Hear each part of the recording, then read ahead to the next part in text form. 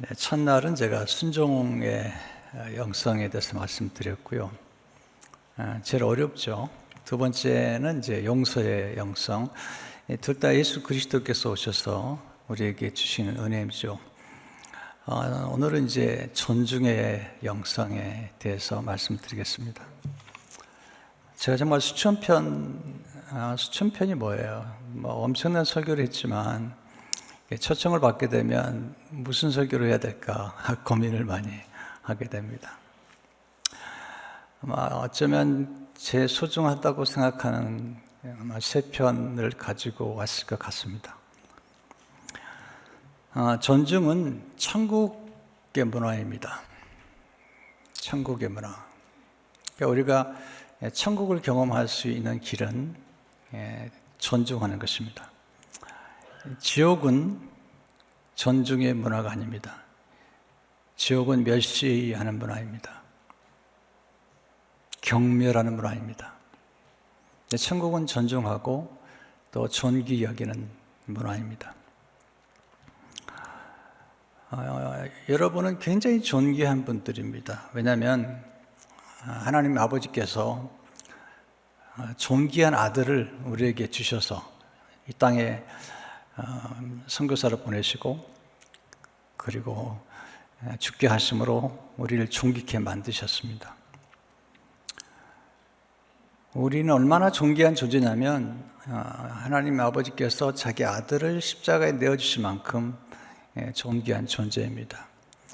우리가 어떤 가치를 결정할 때 그 가치를 결정하는 것 중에 하나가 가격이죠.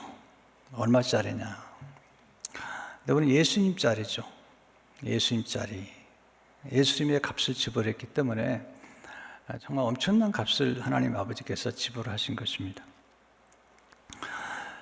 근데 지금 한국 교회의 가장 심각한 문제는 존중의 문화가 사라졌어요. 또 가정도 서로 존중하지 않기 때문에 가정이 쉼터가 아니라 싸움터가 되고 말았습니다. 교회도 마찬가지입니다. 교회가 존중하는 문화가 아니라 정죄하는 문화. 하나님도 정죄하지 않으시는데 그리스도 예수 안에 있는 자에게는 결코 정죄함이 없느니라 말씀하셨어요. 누가 택하신 자들을 구벌하리요. 의롭다 하신 이는 하나님이신 누가 우리를 정죄하리요. 그런데 교회 안에 정죄가 많아요. 교회 안에 서로 고발하고 또 서로를 존귀 여기지 않고 무례히 행하고 이런 것들이 들어와 있습니다. 교회에 오면 천국을 경험해야 됩니다. 또 가정에서 천국을 경험해야 되는데 지금 너무나 많은 문화가 잘못된 문화로 형성되어 있습니다. 존중이 굉장히 중요합니다. 이제 결혼한 가정들이 이제 이혼할 수가 있는데 존 가트만이라는 분은 이제 그 이혼한 가정들을 쭉 연구하다가 놀라운 걸 발견했습니다. 이혼한 가정의 52%는 외도도 아니고 성격 차이도 아니고 또 돈 문제도 아니고 말투의 문제였다. 말투. 네. 물론 이제 여러 가지가 복합적이겠죠. 그렇긴 하지만 상대방을 향하는 말투, 경멸하는 말투, 함부로 욕하고 함부로 멸시하는 그런 상대방을 향한 말투, 존경이 아닌 멸시와 경멸과 조롱, 상대방을 폄하하는 그 말투가 이혼이라는 슬픈 결과를 만들었다. 그렇게 이야기를 하고 있습니다. 그러면서 오늘 이제 존중에 대한 말씀들이 어떤 면에서 교회와 이민교회와 한국교회 그리고 가정들에게 축복이 될 수 있으리라 생각이 됩니다. 존중은 아름다운 관계를 형성하는 근본입니다. 어떤 아름다운 관계도 존중 없이는 형성되지 않습니다. 그래서 아름다운 관계를 맺으려면 피체가 존중하는 게 필요합니다. 존중이 난 만나는 사람들을 소중히 여기는 것입니다. 소중히 여긴다는 것은 아주 가치 있게 여기는 것입니다. 사랑하면 아낍니다. 그리고 아끼면 키웁니다. 그리고 아끼면 함부로 다루지 않습니다. 자녀들을 사랑하면 함부로 대하지 않습니다. 물그릇도 아주 좋은 물그릇은 함부로 다루지 않습니다. 아끼기 때문에 소중히 다루게 되어 있습니다. 만약에 우리가 누군가나 어떤 것을 함부로 대한다면 그건 우리가 사랑하지 않는다고 해도 과언이 아닙니다. 사랑이라는 단어는 굉장히 묵직한 단어입니다. 굉장히 함부로 해서는 안 될 단어입니다. 제가 여러분을 사랑하는 성도님이라고 얘기하는 것과 박 목사님이 사랑하는 성도님이라고 하는 그 단어는 전혀 다른 단어입니다. 저는 3일 동안 왔다 가지만 여러분을 정말 사랑하고 여러분을 위해서 꼴을 준비하는 목사님은 박성호 목사님이십니다. 그다음에 톤이 다르죠. 제가 사랑하는 성도 여러분 그러면 이렇게 표현할 수 있겠죠. 사랑하고 싶은 성도 여러분. 그렇게 표현하면 좋을지 모르겠습니다. 존중은 하나님의 관점으로 사람들을 바라보는 것입니다. 관점이 중요한데요. 그냥 보는 것이 사랑하는 하나님의 관점으로 사람들을 바라보고, 존중 훈련이란 뭐냐면 만나는 사람들을 하나님의 눈으로 바라보는 것입니다. 하나님의 시선으로 바라보는 것입니다. 자, 여기서 우리가 배울 첫 번째 교훈은 뭐냐면 하나님은 우리를 존귀한 백성으로 세우시기 위해서 구원하셨습니다. 예수님 이 땅에 오신 가장 중요한 이유는, 우리를 구원하신 가장 중요한 이유는 우리를 존귀하게 세우시고 존귀한 백성으로 만들기 위한 것입니다. 하나님은 존귀하신 분입니다. 시편 96편에 보면 존귀와 위엄이 그의 앞에 있으며 능력과 아름다움이 그의 성소에 있도다. 하나님은 존귀한 일을 계획하시는 분입니다. 오늘 본문 말씀이죠. 이사야 32장 8절을 보게 되면 존귀한 자는 존귀한 일을 계획하나니 그는 항상 존귀한 일에 서리라. 존귀한 사람들은 파괴적인 일을 도모하지 않습니다. 남이 잘못되고 남이 쓰러뜨리고 이런 일을 도모하지 않습니다. 하나님 자기 백성을 존귀한 백성으로 부르셨습니다. 이게 언어가 굉장히 중요합니다. 부르고 세우신 것입니다. 이게 정체성이라고 그러는데, 정체성이라는 말은 굉장히 어려운 표현이에요. 저는 정체성이라는 말이 참 어려웠어요. 신학교를 다니면서도 어려웠어요. 정체성? 이게 무슨 말이지? 정체성이 중요하다고 그러는데, 그러다 어느 날 갑자기 깨달았어요. 목사가 된 다음에. 어릴 적 숨바꼭질 하다가 정체를 밝혀라. 이게 정체성이구나. 정체를 밝히라는 거예요. 이게 정체성이구나. 내가 누구인가를 아는 것, 나의 존재의 정체가 누구인가를 아는 것, 이게 정체성입니다. 하나님이 우리를 향해서 말씀하신 거죠. 존귀한 백성이다. 보배로운 백성이다. 신명기 16장 18절을 보게 되면 여호와께서 또 내게 말씀하신 대로 오늘 너를 그의 보배로운 백성이 되게 하시고, 보배로운 백성. 네, 보물이라는 거죠. 이 말은 뭐냐면 굉장히 가치가 있다는 거죠. 또 가치가 있는 정도가 아닙니다. 무한한 잠재력을 가지고 있다는 거죠. 왜 우리가 보물을 갖고 싶어 하죠? 이 보물을 뭘로 바꿀 수 있느냐? 이 보물은 무한한 잠재력을 가지고 있느냐? 하나님께서 이스라엘 백성들을 부르셨는데 보배로운 백성이라 부르신 때가 놀라운 때입니다. 왜냐하면 그들이 지금 광야에 있습니다. 히브리 노예들입니다. 히브리 노예들이고 종살이 400년 동안 했던 사람들인데 하나님께서 그렇게 부르세요. 먼저 불러놓으시고 만들어가는 겁니다. 이게 하나님의 역사예요. 구약에도 사실은 복음이 담겨 있어요. 하나님이 하신 것들을 보면 복음 담겨 있는데 이제 나중에 율법이 잘못 활용됨으로써 문제가 제기가 되죠. 시편 16편 3절을 보게 되면 땅에 있는 성도들은 존귀한 자들이니 나의 모든 즐거움이 그들에게 있도다. 하나님이 존귀한 자들이래요. 존귀한 자들. 하나님을 구원하신 가장 중요한 이유는 하나는 뭐냐면 우리를 존귀한 백성으로 세우시기 위한 거죠. 이게 구원의 드라마죠. 그리고 예수님이 십자가가 오신 가장 중요한 구원의 역사입니다. 그러니까 출애굽 사건은 십자가의 예고편이죠. 그러니까 너희들을 보배로운 백성으로 만드신 것처럼 이제 첫 번째 바로가 아니라 두 번째 바로가 누구냐면 마귀입니다. 마귀. 이 마귀가 우리를 종으로 삼았어요. 죄의 종으로. 거기서부터 우리를 자유케 하셔서 우리를 하나님의 사랑의 아들의 나라로 옮기실 뿐 아니라 하나님의 자녀가 되게 하신 겁니다. 마귀는 절대로 우리를 존귀 여기지 않습니다. 마귀가 하는 것은 주로 우리를 고발하고 참소하고 그리고 괴롭히는 것입니다. 우리의 생명을 도둑질하는 것입니다. 우리를 가치 폄하해서 아주 잠재력을 다 상실케 만드는 것입니다. 그러나 예수님이 오시고 성령께서 오시게 되면 우리의 잠재력을 극대화시키고 우리의 가치를 부여하시고 또 가치를 더해 주시는 분이시죠. 그래서 우리가 원래는 흑암의 권세 아래 있을 때는 우리는 그냥 억압된 존재들이었지만 사랑의 아들의 나라로 옮겼죠. 고린도서 1장 13절에 보게 되면 그가 우리를 흑암의 권세에서 건져내사 그의 사랑의 아들의 나라로 옮기셨으니 이 사랑의 아들의 나라는 존귀한 나라입니다. 근데 구약에서 보면 이제 바로가 이제 흑암의 권세의 하나의 모형이죠. 바로의 시스템은 사탄이 만들어낸 멸시 시스템. 바로는 히브리 민족을 멸시했습니다.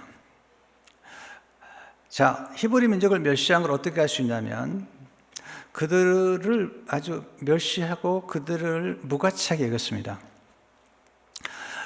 무가치하게 여긴 가장 중요한 이유는 뭐냐면 그들을 노예로 보았기 때문이에요. 그러니까 바로는 세 가지를 히브리 민족이 허락하지 않았습니다. 첫째는 예비하도록 허락하지 않았습니다.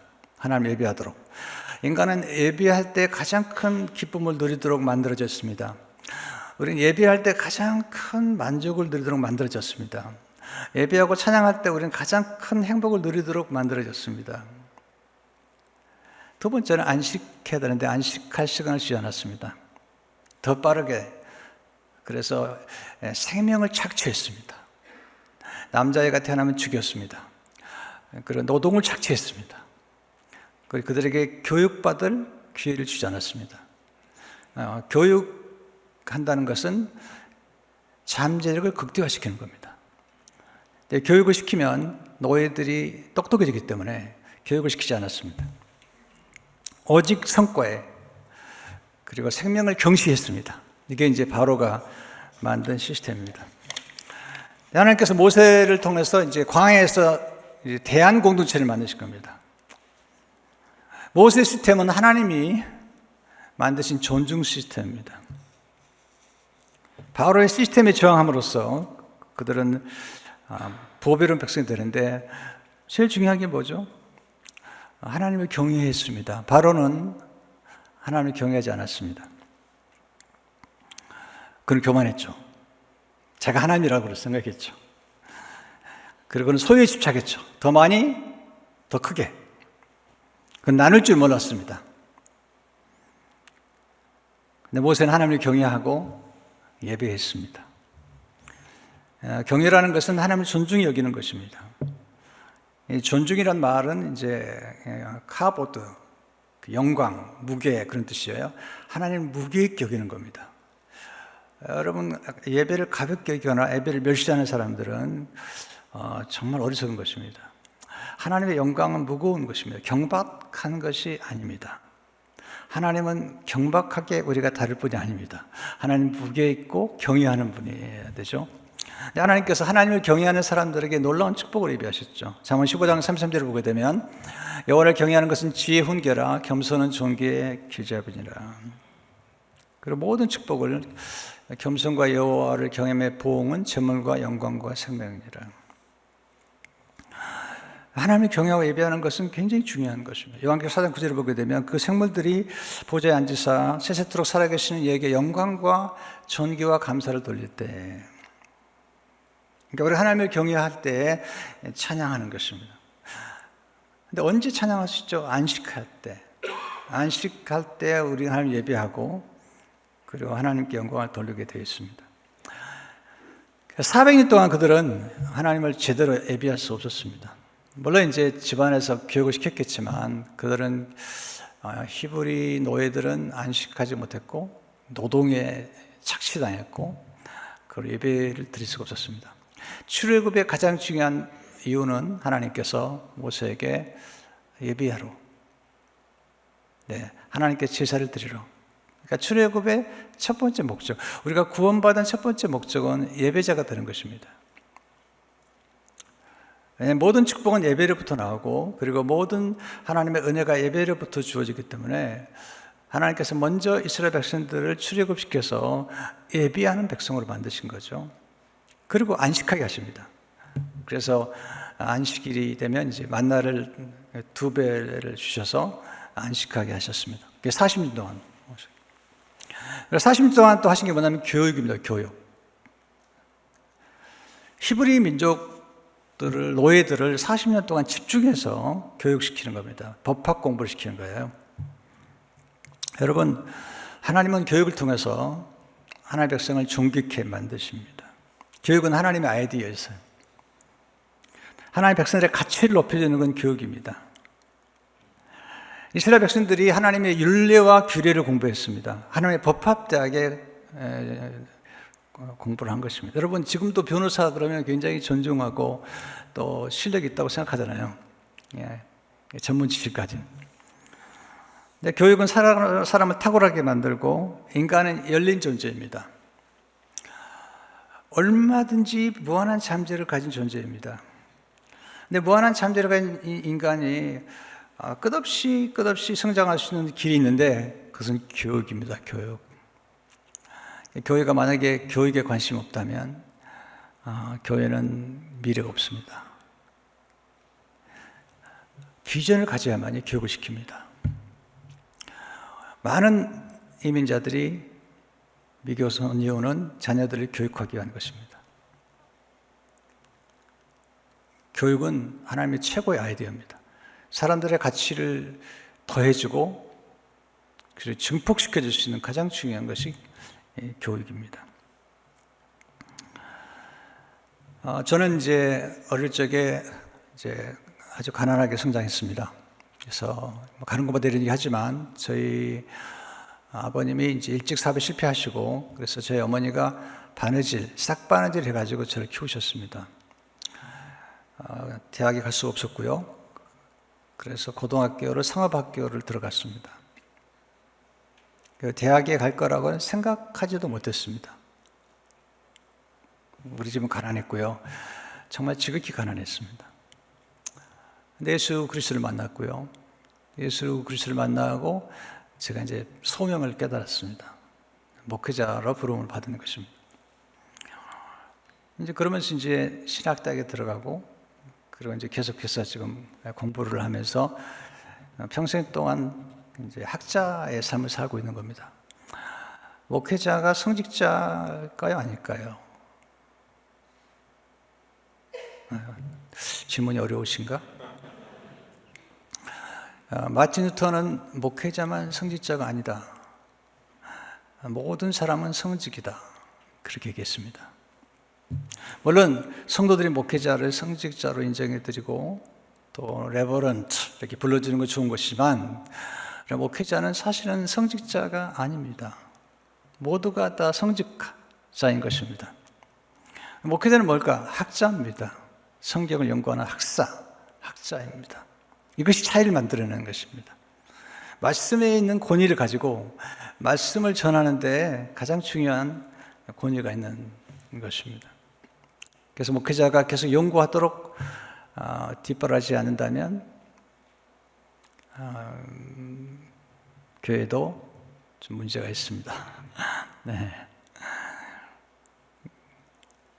그래서 계속해서 우리 박사 목사님이 성장하는 것만큼 교회가 성장할 거고요.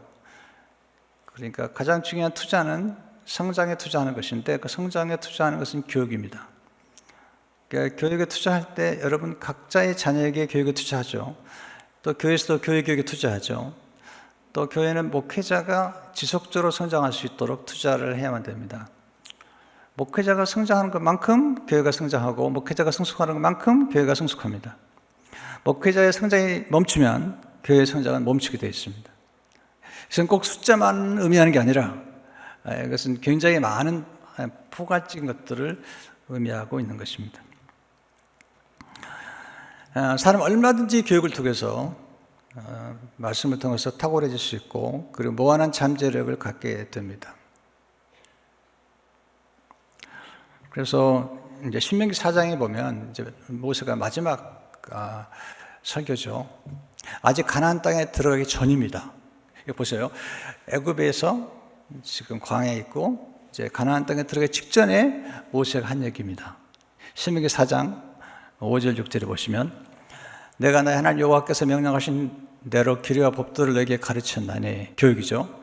너희가 들어가서 기업으로 차지할 땅에서 그들을 행하게 하려 함인즉 너는 지켜하라. 이것이 여러 민족 앞에서 너의 지혜요 너의 지식이라. 그들이 이 모든 규례를 듣고 이르기를 이 큰 나라 사람은 과연 지혜와 지식이 있는 백성이로다 하리라. 히브리 노예들이에요. 근데 그 나라가 큰 나라가 될 거랍니다. 큰 나라가 되는 비밀은 지혜와 지식입니다. 또 하나는 도덕성입니다. 도덕성. 그러니까 하나님께서 율법을 주셨죠. 십계명을 주셨는데, 그래서 지금 세계에도 큰 나라가 많지만 큰 나라라고 부를 수 있는 것은 땅이 크다고 해서 큰 나라가 아닙니다. 인구가 많다고 해서 큰 나라라고 하지 않습니다. 지혜와 지식이 있어야 되고 그 다음에 성품, 품격이 따라줘야 됩니다. 가짜를 많이 양산해내는 나라들을 우리는 큰 나라라고 하지 않습니다. 예, 도덕성이 떨어지기 때문이죠. 저한테 어떤 나라냐고 묻지 마세요. 그런 나라가 있을 수도 있잖아요. 계란까지도 가짜를 만들더라고요. 예. 그런 얘기 들어보셨죠? 어떤 농부가 큰 농사를 치는데 씨를 뿌렸는데 씨가 가짜예요. 너무 괴로워가지고 이분이 자살하려고 농약을 먹었는데 농약이 가짜예요. 네, 근데 그런 얘기가 있습니다. 그러니까 정말로 교회도 진짜 교회, 진짜 성도, 진짜 복음이 있느냐, 이게 중요한 것입니다. 얼마나 우리가 진정한 의미에서 우리가 복음 속에 들어가는가가 중요한 것입니다. 교육을 굉장히 중요하게 생각합니다. 그래서 교회에서 계속 교육을 시키고 그다음에 작년 교육 프로그램이 굉장히 많이 돌아가고 있습니다. 그리고 지금 도서관을 지금 만들고 있는데 어린이 도서관, 어른 도서관에서 계속해서 교육에 대한 관심을 많이 갖게 되고 또 우리 목회팀도 열심히 공부를 하고 있습니다. 그래서 교회는 예배가 중요하다는 것을 기억하셔야 되고요. 또 하나는 안식이 중요하다. 가끔 안식하는 게 굉장히 중요합니다. 세 번째가 교육이라는 것입니다. 이 세 가지가 새로운 민족을 개조하는 민족 개조론, 모세의 민족 개조론 속에 예배와 안식과 그리고 이 교육이 들어가 있습니다. 자, 우리 민족이 대단한 민족이 됐습니다. 지금 그런데 지금 이 도덕성이 떨어집니다. 도덕성, 존중의 문화가 떨어졌습니다. 그래서 고민이 많습니다. 교회도 고민이 많습니다. 다시 성경으로 돌아가야 됩니다. 다시 돌아가서 다시 하나님의 말씀으로 돌아가야 됩니다. 그 말씀으로 돌아가서 우리가 정말 지혜와 지식과 함께 예수 그리스도의 복음적인 윤리, 복음적인 삶이 같이 조화를 이룰 때 기독교는 다시 한번 일어설 거라고 생각이 됩니다. 두 번째, 존중의 중요성을 알 때 존중하는 문화를 형성하게 됩니다.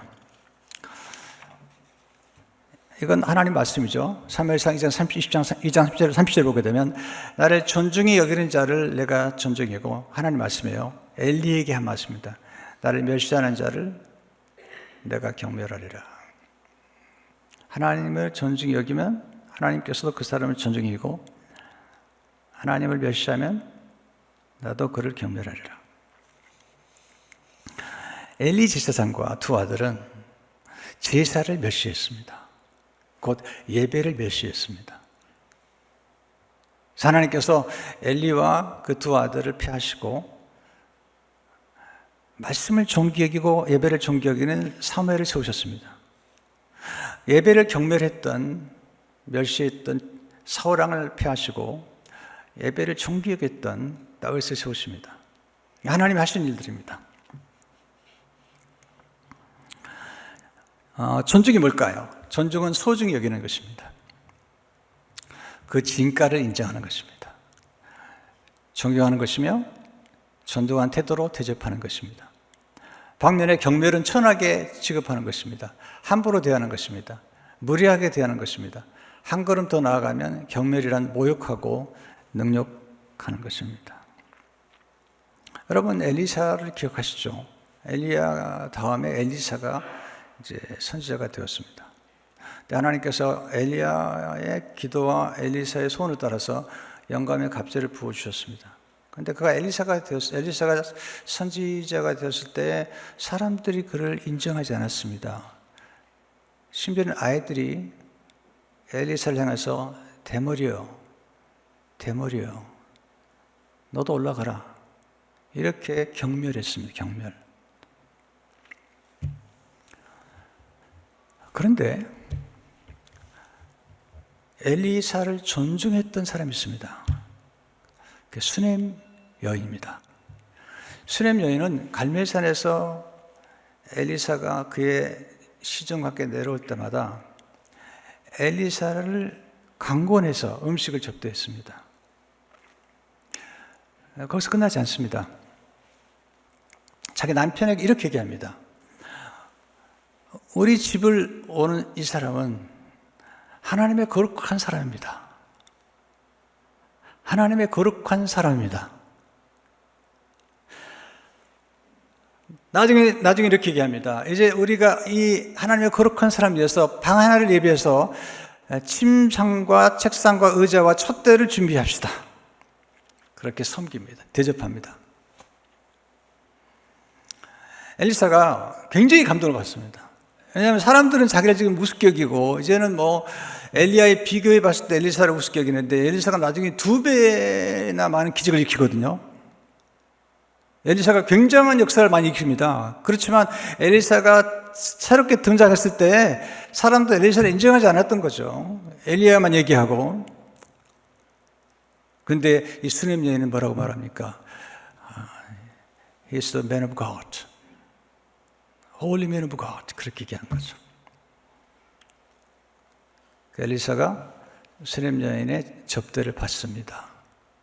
여러분들이 목회자를 접대하시는 건 굉장히 중요한 일인데요. 목회자들이 접대를 받아야 됩니다. 가끔은. 왜냐하면 섬김을 받는 것도 섬김입니다. 저도 가끔 목회하다 보면요, 정말 섬김을 받기 어려운 섬김이 있습니다. 사르밧 과부가 엘리야에게 떡 한 쪽을 가져오는데요, 그거 진짜 받아먹기 어렵습니다. 저도 목회하다 보니까 정말 좀 풍성하고 부유한 사람들이 접대하는 것, 그것도 고마운 일이지만 그렇다고 하는 게 아니니까. 그것도 고마운 일이지만 정말로 어려운 분들이 헌금을 가져오거나 정말 어려운 분들이 접대할 때는 눈물겹습니다. 근데 접대를 받습니다. 그래야만이 그분이 복을 받기 때문에. 만약에 엘리야가 사르밧 과부가 섬긴 그 떡을 먹지 않았다면 사르밧 과부는 3년 6개월 동안 굶어야 됩니다. 죽습니다. 수넴 여인이 엘리사를 존중했을 때 그 엘리사를 존중한 까닭에 수넴 여인이 아들을 낳게 됩니다. 그리고 나중에 흉년이 들어서 7년 반 동안 엘리사의 인도를 따라서 다른 나라 땅에 갔다가 돌아왔을 때 다시 그 재산을 회복하게 됩니다. 존중이 갖게 된 열매입니다.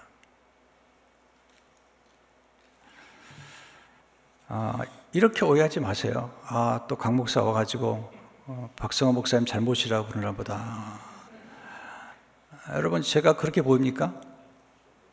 네, 그런 말 하려고 제가 온 것 같아요? 네, 그렇지 않습니다. 박 목사님 그럴 분도 아니고, 너 그런 얘기 한다고 여러분 할 분도 아니고, 또 안 할 분들은 안 할 분도 아니고 할 분은 할 분도 생각합니다. 근데 굉장히 중요합니다. 굉장히 중요합니다. 이것은 우리 삶 가운데 굉장히 중요한 까닭은 여러분들이 목회자, 말씀을 증거하는 목회자를 존중하지 않고 은혜를 받기는 어렵습니다. 우리 누구를 비판하면서 그 사람에게 배우기 어렵습니다. 그래서 여러분들이 은혜를 받기 위해서는 여러분의 담임 목회자를 존중하고, 이런 분이 계시더라고요. 목사님, 엘리사가 나만 장군이 가져온 돈 안 받지 않았냐고. 맞습니다. 나만 장군에게는 안 받았습니다. 저도 안 받습니다. 나만 장군 같은 사람이 가져오면. 근데 수냄 여인이 섬긴 것은 받습니다. 받아야 됩니다. 그것은 물론 나만 장군도 존중했죠. 그러나 그것은 나만 장군에게 받지 않아야 된다고 생각한 거죠. 저도 그런 적이 있습니다. 어떤 분이 주례를 부탁해서 주례해드렸는데 주례비를 가져왔는데 도저히 받을 수가 없어요. 돌려보냈습니다. 왜냐하면 안 받아야지 그분에게 전도가 될 것 같아서. 근데 다른 분이 가져오면 받습니다. 존중하기 때문에. 그래서 오노르리움이라고 그러죠. 다른 얘기죠.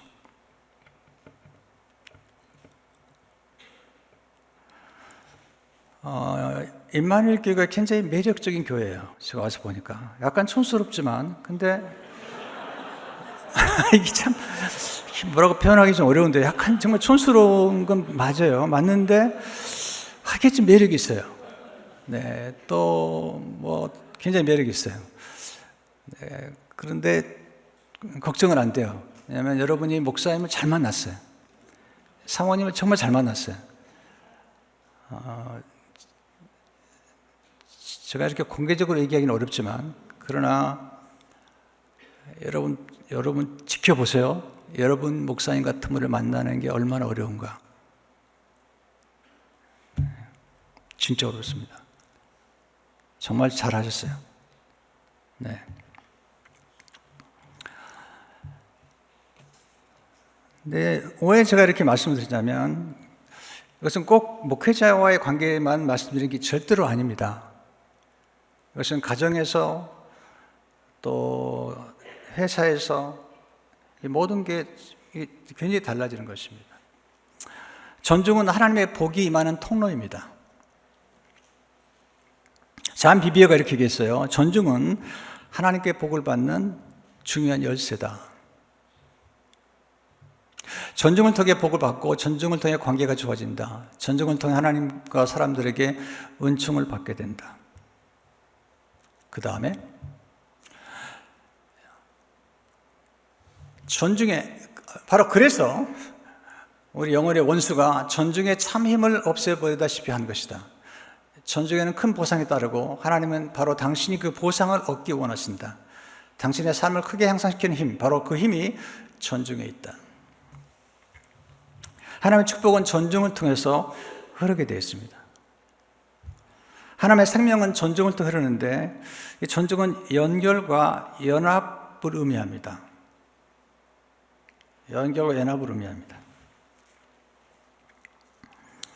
존중하면 연결돼서 공급이 지속되는데, 멸시는 생명의 흐름이 차단됩니다. 능력이 차단됩니다. 데니엘 싱크는 이렇게 얘기하죠. 생명은 존중을 통해 흐른다. 존중의 문화가 세워지면 그 열매로 치유, 회복, 축복, 기쁨, 희망, 그리고 온전함과 같은 하나님의 부활 생명의 특성들이 사람들의 삶의 가정들에게 그리고 공동체 안에 흐르게 된다. 자, 예수님이 고향에 가셨을 때 고향 사람들이 존중하지 않았습니다. 배척했습니다. 마가복장 4절에 보면 예수께서 그들에게 이르시되 선자가 자기 고향과 자기 친척과 자기 집에는 존경을 받지 못함이 없느니라. 그리고 놀라운 얘기를 하십니다. 6.5절에 보면 거기서는 아무 권능도 행하실 수 없어 다만 소수의 병자에게 안수하여 고치실 뿐이었고, 존중하지 않았기 때문에 권능을 행할 수가 없어요.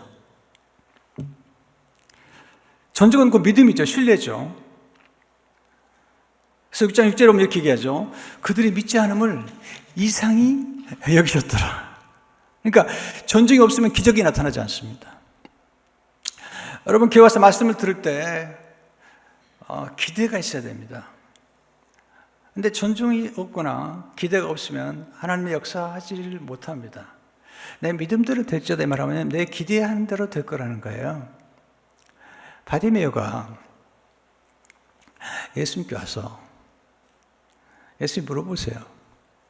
내가 내게 무엇을 해주기를 원하냐? 근데 바디메오가 이렇게 얘기하잖아요. 저 거지입니다. 돈 좀 주세요. 얘기하지 않고요. 보기를 원합니다. 이건 대단한 존중인 거예요. 예수님은 내 눈을 보게 할 수 있습니다. 여러분, 그 당시에 시각장애인들은 굉장히 어려운 거예요. 지금도 어렵지만, 근데 대단한 걸, 큰 걸 구한 거예요. 예수님, 제 눈 뜨게 할 수 있습니다. 예수님께서 내 믿음대로 될지어다. 즉시 보게 됐습니다.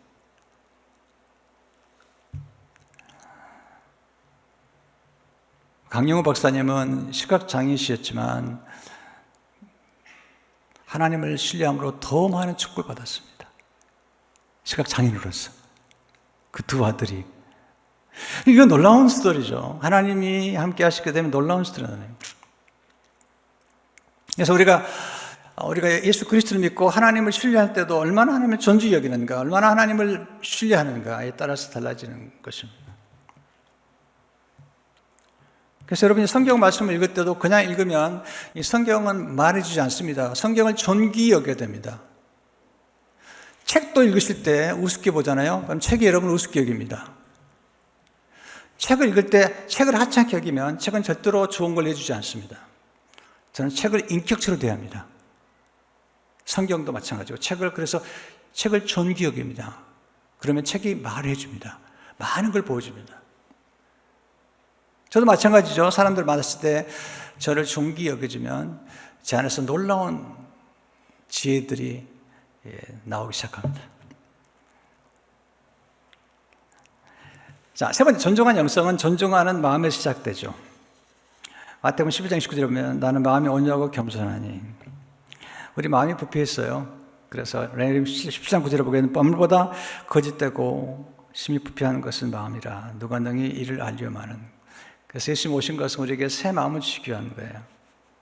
그래서 에스겔 36장 16절에 보면 또 새 영을 너희 속에 두고 새 마음을 너에게 주되 너 육신에서 굳은 마음을 제거하고 부드러운 마음을 줄 것이며 또 내 영을 너희 속에 두어 너희 어려운 내 율례를 행하게 하리니 내가 내 규례를 지킬 것입니다. 그러니까 우리 마음이 중요한데요. 마음에서 존중해야 돼요.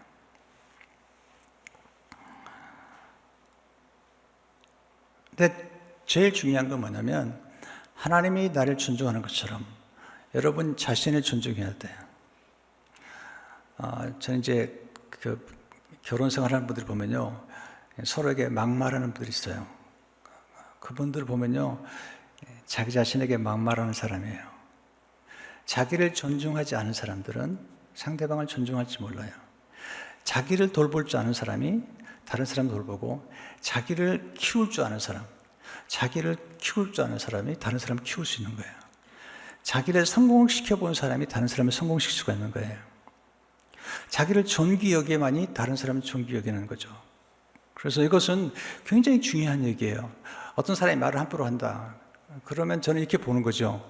그 사람이 말을 함부로 할 때 그 사람의 말도 볼 뿐만 아니라 그 사람이 자신을 얼마나 경멸하는지까지도 보는 거예요. 왜냐하면 모든 건 자기 자신권에서 나오는 거예요. 내 자신과의 반영인 거죠.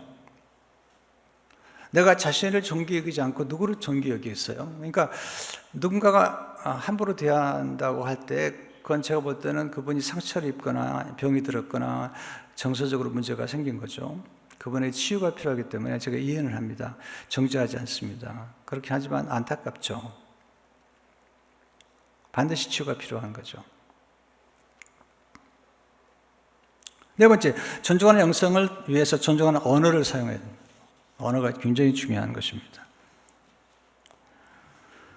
하나님의 언어는 존중한 언어지만 사탄의 언어는 멸시한 언어입니다. 깎아내린 언어, 참수한 언어. 하나님의 언어는 존중한 언어, 세워준 언어입니다. 칭찬과 격려의 언어, 인정하는, 훈육하더라도 사랑으로 훈육하는 것입니다. 훈육하더라도 온유해야 됩니다. 사랑이 담긴 책망과 훈육은 괜찮지만 그렇지 않을 경우는 굉장한 상처를 주게 되어 있습니다. 청소년기 있는 학생들 인터뷰하는 거 들었습니다. 잔소리가 싫대요, 부모가. 그러니까 그냥 물어보더라고요.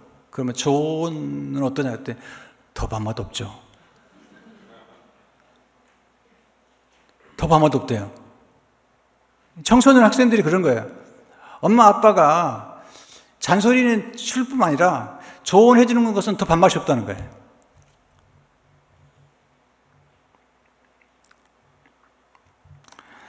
존중해 줘야 돼요. 경청해 줘야 됩니다. 그리고 아직 공사 중이거든요. 여러분, 건물이 지어질 때 공사 중일 때는 우리가 흉측합니다. 그래도 기다립니다. 그래서 우리 자녀들을 키울 때는 기다려줘야 되는 거예요. 기다려줘야 되는 거예요. 보세요. 누가복음 15장에 보게 되면 잃어버린 양, 잃어버린 동전이 나오지만 세 번째가 잃어버린 아들이죠. 첫 번째, 두 번째는 찾아갑니다. 그러나 탕자는 기다립니다. 이게 이제 부모가 할 일입니다. 부모가 할 일은 기다리는 것입니다. 기도하면서, 사랑하면서 하나님이 만드시도록 하나님께 맡기는 거죠.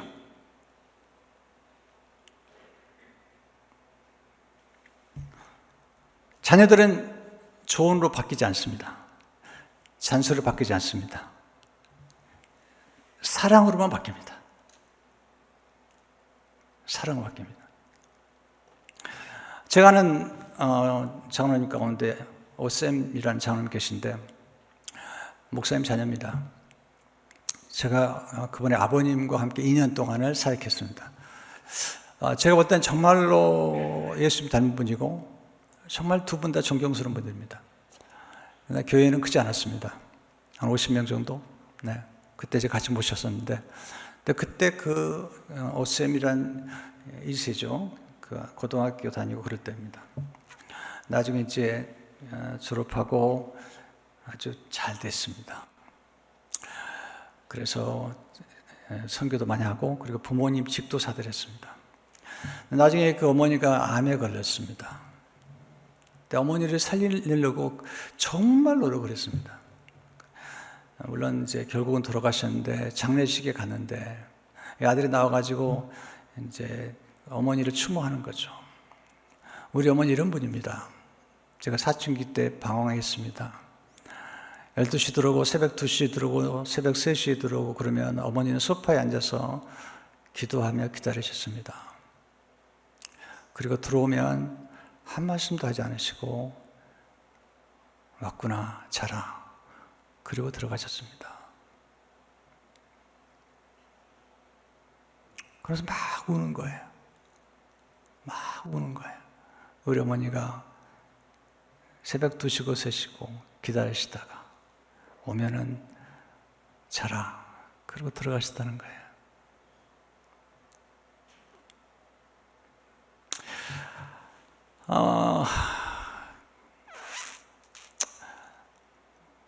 우리가 자녀들을 존귀 여긴다는 것이 많겠죠. 물론 뭐 자녀들을 뭐 얘기하고 싶죠, 우리가. 그러나 아직 지금 공사 중이잖아요.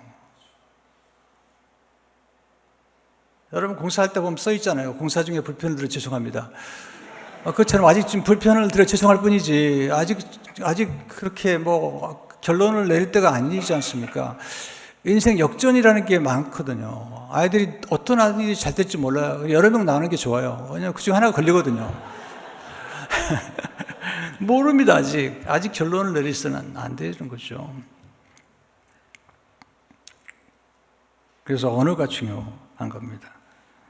잠언 10장 18절을 보게 되면 칼로 찌른 같이 함부로 말하는 자가 있거니와 지혜로운 자의 혀는 양약과 같으니라.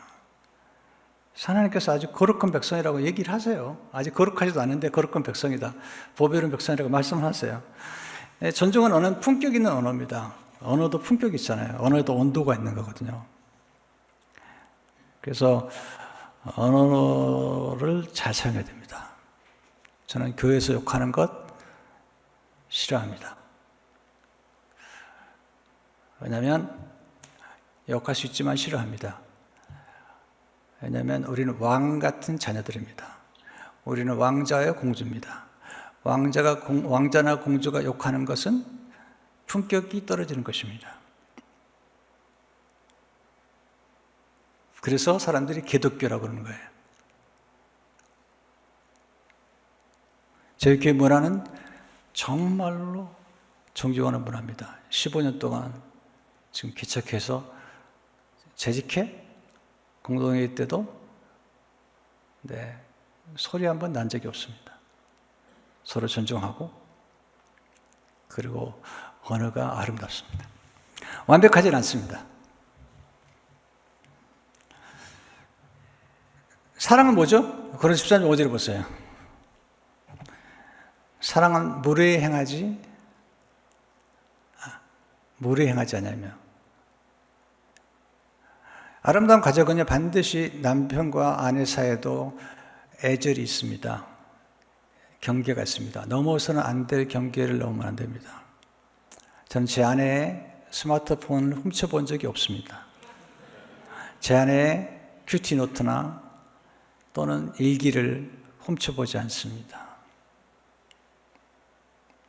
우리 딸 둘에게도 마찬가지입니다. 두 딸들의 일기를 훔쳐본 적이 없습니다. 비밀을 간직하도록 도와주는 것, 그것이 인격체가 해야 될 가장 중요한 것입니다. 자녀들은 비밀을 간직할 수 있는 권리가 있습니다. 물론 스스로 고백하는 건 좋습니다. 그러나 그렇지 않는 한 우리가 자녀들의 비밀을 캐내는 것은 바람직하지 않습니다. 그래서 우리가 존중하는 언어가 중요한 것입니다. 또 하나는 시선입니다. 어떤 시선을 바라보는가? 잠재력으로 봐야 됩니다. 사람들 속에. 또 하나는 경청하는 문화입니다. 잘 듣는 것입니다. 경청하는 거 순종하는 거죠. 청종하는 것이죠. 애덤 맥큐가 이런 말을 했어요. 예수의 경청에서 가장 놀라운 점은 방식이 아니라 대상일 것이다. 예수는 남이 무시하는 사람들, 빈민, 병자, 천민, 외국인, 죄인의 말을 의리에 들어주셨다. 아이들이 하는 말을 잘 들어주세요.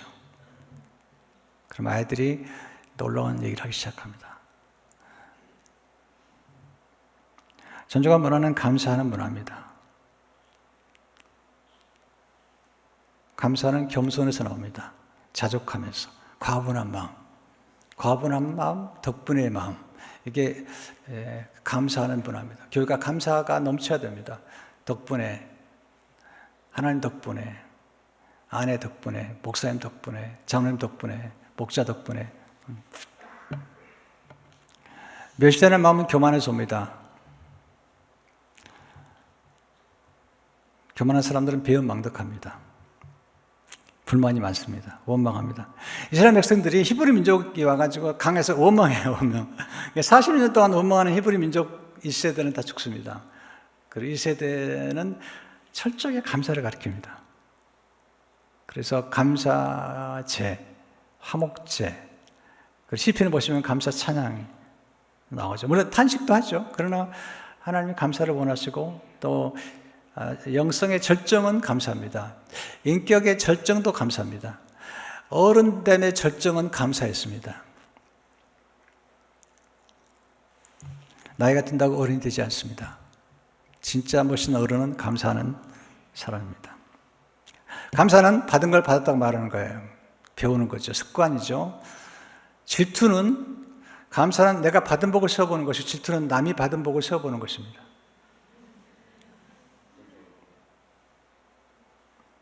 그래서 감사하면 자족하게 됩니다. 예수님이 기적을 일으킬 때마다 감사하셨습니다. 감사하면 기적이 일어납니다. 그런데 감사한다고 당장 기적이 일어나지 않을 수도 있습니다. 다니엘이 감사했는데 사자굴에 들어갔습니다. 사자굴에 들어가서 놀라운 역사가 나타납니다. 그러니까 여러분들이 감사, 존중한다 할지라도 당장 어떤 결과를 보려고 하지 마시고 하나님 우리를 존귀 여긴 것처럼 사람들을 존귀 여기다 보면 어느 날 변화가 나타나기 시작합니다. 문화라는 것은 경작하는 겁니다. 컬티베이트 하는 거죠. 근데 더 좋은 문화를 형성해 가야 됩니다. 잘 들으세요. 모세는 애굽의 지도를 가지고 있었습니다. 그러니까 광야에 40년 동안에서 광야의 지도를 갖게 됩니다. 하나님께서 모세를 광야까지 인도하게 하십니다. 이스라엘 백성들을. 근데 모세는 가나안 땅에 들어가지 않습니다. 못합니다. 왜냐하면 가나안 땅의 지도는 여호수아와 갈렙만 가지고 있습니다. 때문에 문화도 바뀌어야 됩니다. 방법도 바뀌어야 됩니다. 하나님께서 모세에게는 지팡이를, 여호수아에게는 말씀을 주셨습니다. 만약에 광야에 와가지고도 애굽의 지도를 가지고 있겠다고 하면, 애굽으로 돌아가겠다면 그것은 정말 잘못된 것입니다. 출애굽한 백성들의 가장 큰 죄는 애굽으로 돌아가겠다는 겁니다. 옛날로 돌아가겠다는 겁니다. 옛날에 먹었던 애굽의 음식을 먹겠다는 겁니다. 지금 이제 새롭게 문화가 형성되어야 됩니다. 새로운 문화가 형성됩니다. 좋은 문화를 지키십시오. 그러나 새로운 문화를, 율법은 좋았습니다. 그러나 예수님이 오면서 복음으로 변화되었습니다. 전혀 다른 것입니다. 율법은 결핍이 있습니다. 늘 아껴야 됩니다. 늘 부족합니다. 늘 부족하다고 그럽니다. 너는 아직 멀었다는 겁니다. 근데 복음은 충만, 풍부, 풍성, 모든 만물을 충만케 하신 충만이 교회입니다. 저는 교회는 풍성하고 먹을 것도 많고 그리고 풍부하다고 생각하는 사람이에요. 왜? 그게 하나님 나라를 보여주기 때문이죠. 새로운 시대에 새로운 문화가 바뀌는 거잖아요. 근데 가나안 땅에 들어와가지고도 광야의 음식을 먹겠다, 안 되는 겁니다. 가나안에 들어오자마자 만나가 끊어진 거죠. 가나안 땅은 가나안 음식을 먹는 거죠. 가나안 새로운 세대가 온 거고, 가나안 땅에 들어온 순간 광야의 지도가 필요 없는 것입니다. 새로운 역사가 전개가 되어야 되는 것입니다. 멈추겠습니다. 약간 오버가 되는데요. 또 부러질 것 같지 않아서 제가 이제 조금만 더 하겠는데요. 여러분, 지금 제가 볼 때는 임마누엘 선교교회는 정말 칭찬하고 싶은 교회입니다. 근데 여기서 멈추면 안 됩니다. 새로운 지도를 가져야 됩니다. 조금씩 더 변화를 시작해야 됩니다. 이제 애굽에서 광야로, 광야에서 가나안으로 지도가 바뀌어야 됩니다. 새로운 문화가 형성이 돼야 됩니다. 그래서 우리 장로님들과 성도님들이 우리 목사님과 사모님을 응원해서 지금 이 시대에 새로운 문화가 형성이 돼야 됩니다. 오늘 구글에 다녀왔습니다. 죄송하지만 천국 같았습니다. 직원들이 아무 때나 먹을 수 있도록 무료로 음식, 물, 모든 시스템이 무료입니다. 아무 때나 운동할 수 있습니다. 옛날엔 교회가 없었습니다. 근데 지금은 세상이 천국같이 되어버려 말았습니다. 충격을 받았습니다. 와. 제가 우리 교인들에게 가르치지 않습니다. 여러분들이 반일공장 하는 교인들에게 가르쳤습니다. 여러분 직원들이 있으면 직원들이 마음껏 먹을 수 있도록 음료수나 이런 걸 좀 채워놓으라고. 근데 그렇게 하는 사람이 많지 않았습니다. 근데 구글이 하고 있습니다. 삼성이 하고 있습니다. 화장실도 좋았습니다.